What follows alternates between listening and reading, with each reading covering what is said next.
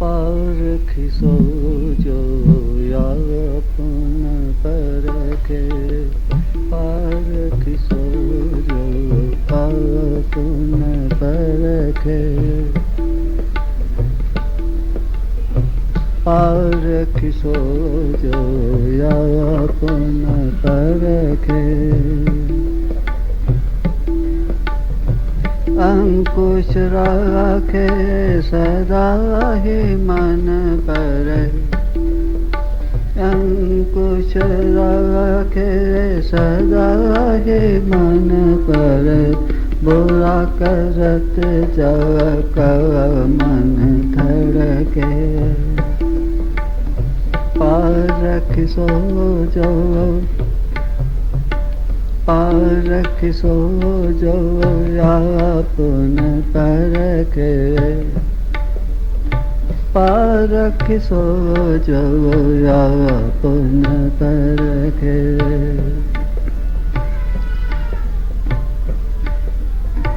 पारखी सोजो आपन परखे, पारखी सोजो आपन परखे। अंकुश राखे सदा ही मन पर, अंकुश राखे सदा ही मन पर, बुरा करत जग मन धड़के। पारखी सोजो आपन परखे। कारण रोग निवारण औषध, कारण रोग निवारण औषध, जो जानत सो वेद चतुर है, सो जानत जो वेद चतुर है।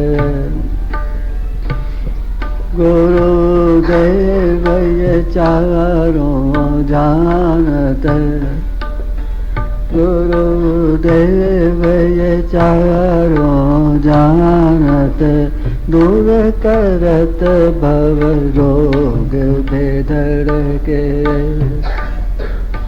दूर करत भव रोग बेधड़ के। पारखी सोजो, पारखी सोजो आपन परखे, आपन परखे, आपन परखे। पारखी सोजो आपन परखे। हम जगत को परखते हैं, जगत में अच्छा और बुरा का निर्णय करते हैं, निश्चय करते हैं। वस्तुओं को परखते हैं, सोने को, चांदी को, तांबे को, पीतल को परखते हैं। दूसरे लोगों को परखते हैं, इसमें ये अवगुण है, इसमें ये दोष है, इसमें ये गुण है, वो अच्छा है, वो बुरा है। किंतु गुरु नानक देव जी महाराज कहते हैं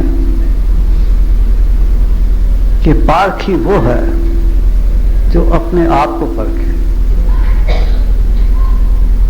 जो अपने आप को देखे कि मेरे में क्या दोष हैं, मेरे में क्या बुराइयां हैं, मुझे क्या करना चाहिए जो नहीं करता, और क्या नहीं करता जो करना चाहिए। तो जो पारखी होता है, आत्मावलोकन करता है, वो अपने मन पर अंकुश रखता है, अपने मन को काबू में करके रखता है। थोड़ा सा भी मन इधर उधर होने लगता है तो उसके ऊपर झट अंकुश लगा देता है। जब कोई बुरी बात करने लगता है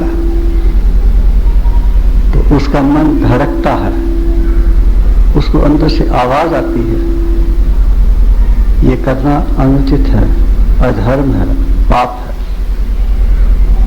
इस काम को मत कर, इसमें तेरा कल्याण नहीं है।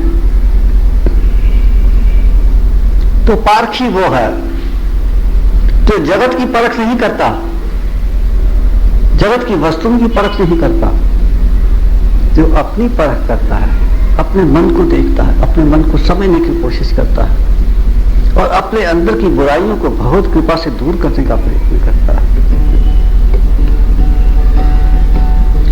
पारखे सो जो आयो तुम परखे, पारखे सो जो आयो तुम परखे, कारण रोग निवारण औषध। आयुर्वेद के अंदर जब कोई वैद्य के पास जाता है तो पहले वो देखता है कि इसके रोग का कारण क्या है, फिर इसका रोग क्या है, फिर इसके निवारण का उपाय क्या है और उस निवारण के लिए इसको कौन सी औषध की आवश्यकता है।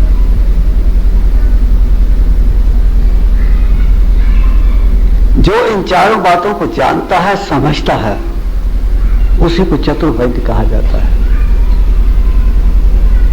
गुरुदेव जानते हैं कि आपकी बीमारी क्या है, आपका रोग क्या है, उस रोग का कारण क्या है, उस रोग को दूर करने का उपाय क्या है और स्वास्थ्य क्या है।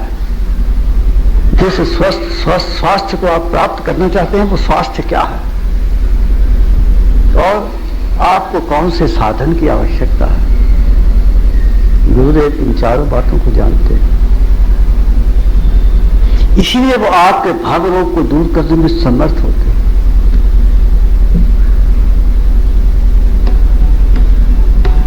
पारखी सो जो आया पुण्य परखे, पारखी सो जो आया पुण्य परखे, अंकुश राखे सदा ही मन पर, अंकुश राखे सदा ही मन पर, बुरा करत जया कर मन धड़के, बुरा करत जया कर मन धड़के, राही जान करत ना झगड़ा, राही जान करत ना झगड़ा, नाहि मांगत कुछ भी तुमसे, नाहि मांगत कुछ भी तुमसे, ना स्वार्थ ना लोभ ही कोई, ना स्वार्थ ना लोभ ही कोई, करते के पाया तुम पर दे धड़के, करते के पाया दे, करते के पाया तुम पर दे धड़के। अब गुरु महाराज के गुण बतलाते हैं।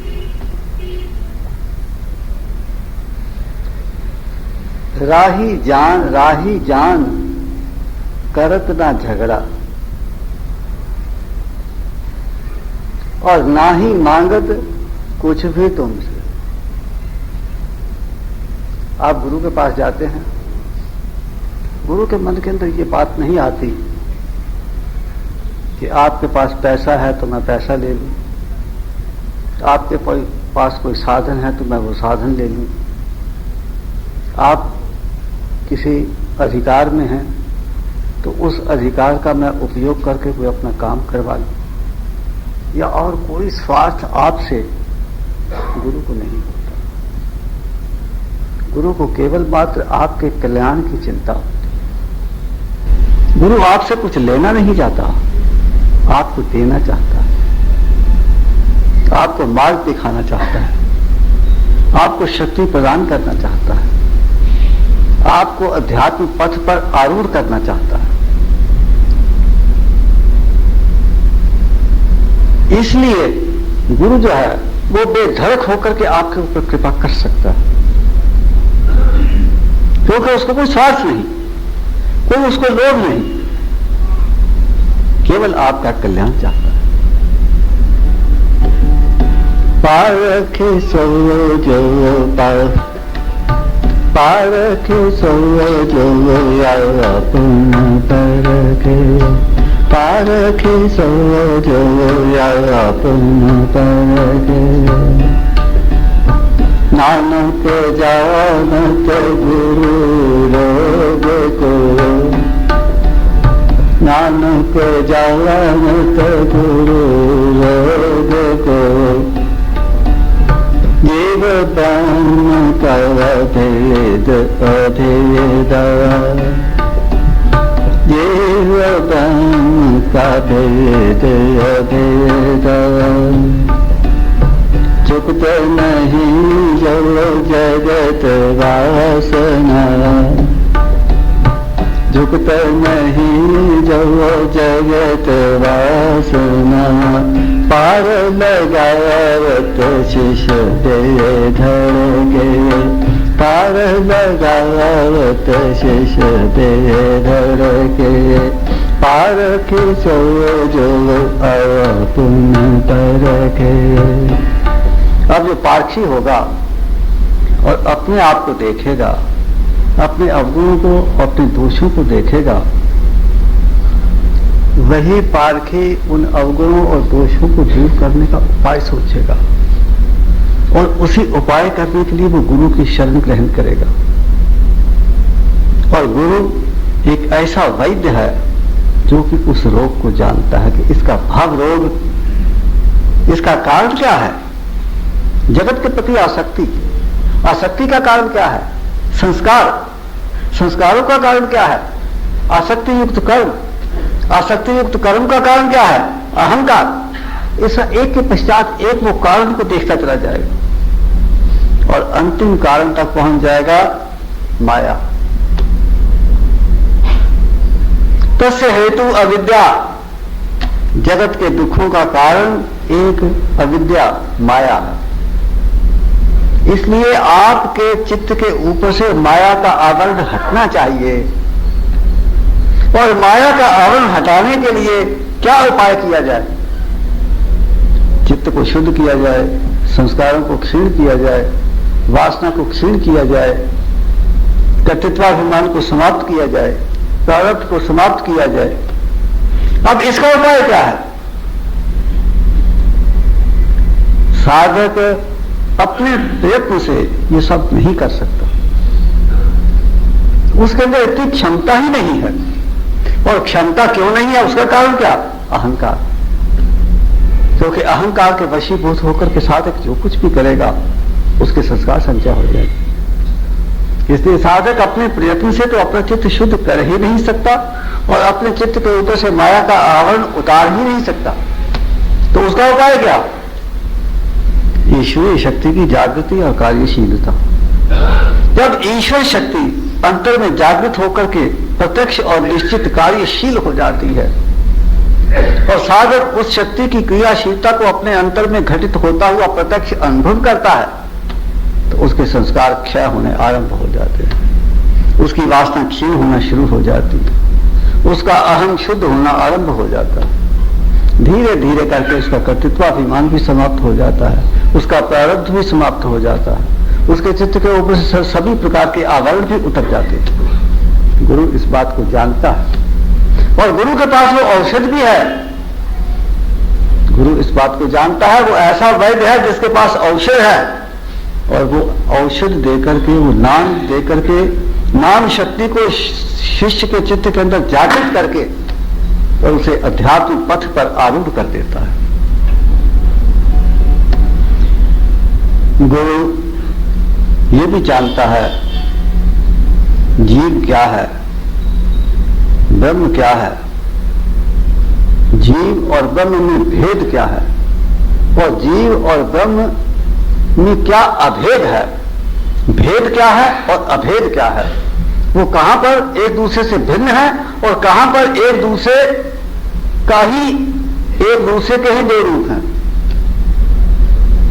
गीता में कहा जीवो ब्रह्म ना पड़ा, जीव जो है वो ब्रह्म ही है, वो कुछ दूसरा नहीं है। तो जीव ब्रह्म ही है, इस बात को गुरु जानता है, इस बात को वो अनुभव किया हुआ होता है, ये प्रत्यक्ष अनुभव उसके समक्ष होता है। इसीलिए वो आपको एक ऐसी औषधि दे सकता है, वो ये जानता है कि कौन कौन से मार्ग से होकर के आपको जाना है, क्या क्या अड़चने कठिनाइयां आपके मार्ग में आने वाली हैं, वो सब जानता है। जिस प्रकार से माता छोटे बच्चे को उंगली पकड़ करके रास्ता दिखाती हुई, जहां कीचड़ है वहां उसको अच्छी तरह से उसका हाथ पकड़ लेती है, कोई ज्यादा उबड़ खाबड़ जगह होती है उसको उठा लेती है, उसको सचेत करती जाती है, आगे गड्ढा है, नाली है, थोड़ा संभल के चलना बेटा। इस तरह से गुरु उंगली पकड़ करके शिष्य की और संभालता हुआ, बचाता हुआ, रास्ता दिखाता हुआ उसकी उंगली पकड़ करके आगे आगे ले चलता है। यही तो गुरु है। और फिर गुरु कैसा होता है, झुकत नहीं जो जगत वासना,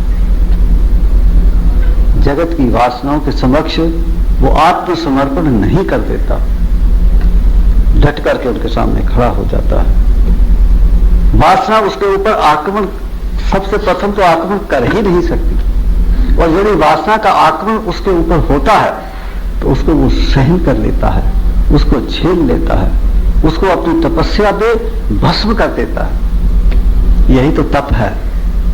तप यही है कि जो विषयों के आक्रमण आपके मन के ऊपर होते हैं उनको अपने मन से सहन करना।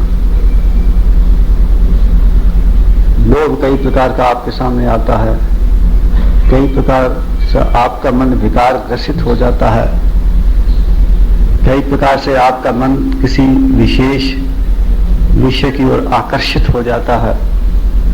उन सभी आकर्षणों से अपने मन को संभालना, इससे मन जलता है, मन तपता है, और उस तपश के अंदर चित्त में संचित संस्कार भस्म होते जाते हैं। जब शक्ति की जागृति होती है और अंतर में योग आग्नि प्रज्वलित हो जाती है, तो फिर ये तपस्या के अवसर अधिक प्राप्त होते हैं, क्योंकि फिर संस्कार अधिक शीघ्रता से उदय होते हैं, उदार होते हैं और आपके मन के ऊपर आक्रमण करते हैं, आपके मन को आंदोलित करते हैं, आपके मन के अंदर वृत्तियां उत्पन्न कर देते हैं, और उन वृत्तियों को और आंदोलनों को सहन करना और उनके प्रति आत्मसमर्पण नहीं कर देना, यही तप है। तीर्थ शिवों करत जो द्वेषा, तीर्थ शिवों करत जो द्वेषा, गुरु के संग गुरु के शेषन, गुरु के संग गुरु के शेषन, ताहि खात मात दुर्भागी, ताहि खात मात दुर्भागी, गुरु तो चला जात पे धड़के, गुरु तो चला जात पे धड़के, पारखी सो जो आपन करके। अब कहा कि जो गुरु से द्वेष करता है और गुरु के शिष्यों से अर्थात अपने गुरु भाइयों से द्वेष करता है, वो दुर्भाग्यशाली होता है, वो मात खा जाता है, उसे पता नहीं लगता, किंतु जगत के अंदर उतरता चला जाता है। जितना अधिक गुरु से और गुरु भाइयों से द्वेष, देखिए जब गुरु दीक्षा देते हैं तो गुरु के समक्ष केवल एक भाव होता है, शिष्य के कल्याण का भाव। अब शिष्य के कल्याण का भाव आपके प्रति भी है और दूसरे शिष्यों के प्रति भी है, सबके प्रति कल्याण का भाव है। जब आप किसी गुरु बंधु से द्वेष करते हैं तो इसका अर्थ यह है कि आप गुरु संकल्प के विरुद्ध आचरण करते हैं। गुरु का संकल्प है किसी विशेष शिष्य के कल्याण का और आप उससे द्वेष करते हैं, आप उसकी निंदा करते हैं, आप उसको गिराना चाहते हैं, आप उसका अहित करना चाहते हैं। अर्थात गुरु संकल्प और गुरु भावना के विरुद्ध आप चलते हैं और गुरु भावना के विरुद्ध जाने पर आप गुरु तत्व से छूट जाते हैं, टूट जाते हैं और जो शक्ति आपस में मिल करके 1 और 1 11 हो जाती है, वही शक्ति आपस में टकराने पर 0 रह जाती है, शून्य। ताहि खात मात दुर्भागी, ताहि खात मात दुर्भागी, यो तो चला धर के। गुरु को कोई अंतर नहीं पड़ता, गुरु तो बेधड़क बेखटके चलता चला जाता है।